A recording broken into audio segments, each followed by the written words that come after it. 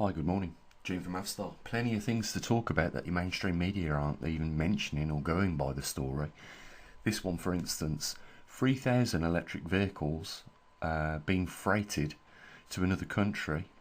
We don't know what country, and we don't know the name of the vehicles, but they left China. But that could mean BYD, it could mean Tesla, it could mean any other company. But, there was a fire that broke out aboard the shipping container, and it caught fire, incinerating 3,000 electric vehicles. And what people don't know about electric vehicles is the substance in which the battery is made, and they don't like to make that public because probably not many people would buy them if they did. Most of the batteries consist of a sealed compartment with about, 2,000-3,000 other batteries, little batteries inside.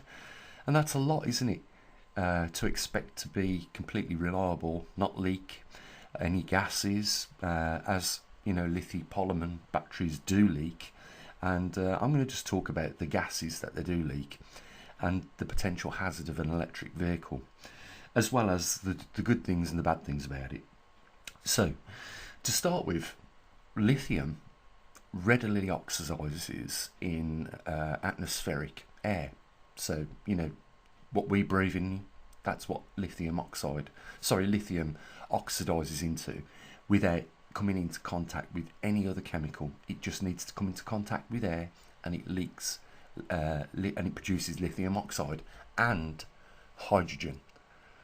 Now, just to put those two chemicals, other than lithium, into perspective, oxygen and hydrogen are the exact same fuel mixes that send rockets into space. And they're saying, once one of these cells breaks, and don't forget it's in a sealed environment, so all these little batteries are in a sealed environment, another casing. So basically the hydrogen gas builds up in that sealed compartment until it gets ignition, or one of those little batteries go critical and causes an ignition. And then the whole of the 1,000 batch of batteries in that compartment are vulnerable to what they're saying now is like a runaway effect, a chain reaction of them all exploding. And when these batteries do go critical, you've got around about 4 to 5 seconds to get out the car.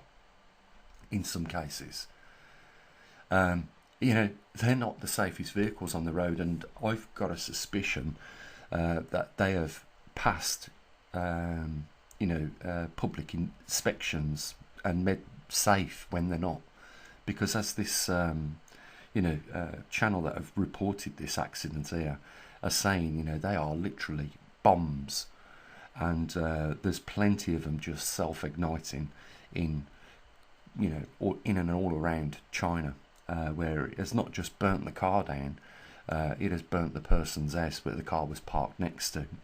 So they're not the safest cars.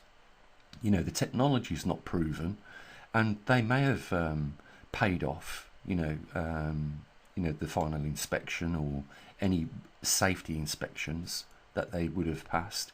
But it says a lot to me when the company that was transporting the cargo of 3,000 electric vehicles wouldn't name the company of the majority of the cars that was on board.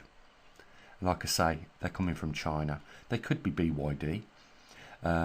They could be Tesla. They're all made in China. Well, not all of them, but the majority of them are. But just another thing in our world which is going overlooked for greed, basically.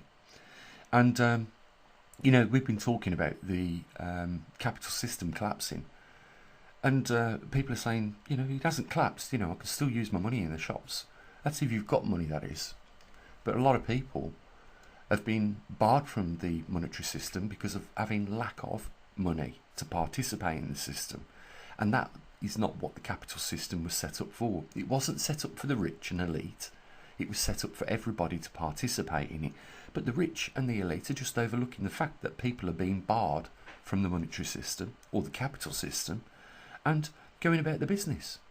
Whilst at the same time, people are losing the houses, the cars, the jobs. And these rich and elite people do not give a damn, because they have secured wealth for 10 lifetimes or even more. And then, you know, we've got to this point now that if you're not corrupt and if you don't know somebody who knows somebody that can get things through for you, for instance, you know, override safety inspections and known dangers, then you're not going to make any money in this world. But if you are one of these people that knows the know and knows who to approach and get things passed and put through, you'll make yourself a very, very rich person at putting the general public in harm's way. And that's exactly what we see across the range in the pharmaceutical industry, you know, the capital system and everything else. That we are just now being treated as rubbish, expendable. Haven't you come to that conclusion yourselves yet? It's not right. You know, I've watched these cars have an accident now. They're saying that, you know, you've got around about 5 seconds to get out of the car once the battery goes critical in it. That's not good. What about if you're unconscious? You've had an accident. The battery's been ruptured and it's going critical. I've seen these cars engulfed in flames and almost, they do explode in some extremes. And why shouldn't they explode? You know, when that lithium comes in contact with air, you know, ambient air and starts producing hydrogen gas, which is the most explosive gas on our planet, why wouldn't it explode like a bomb? Well, this is the new world we're living in. And, you know, it's not a problem that's contained to one country.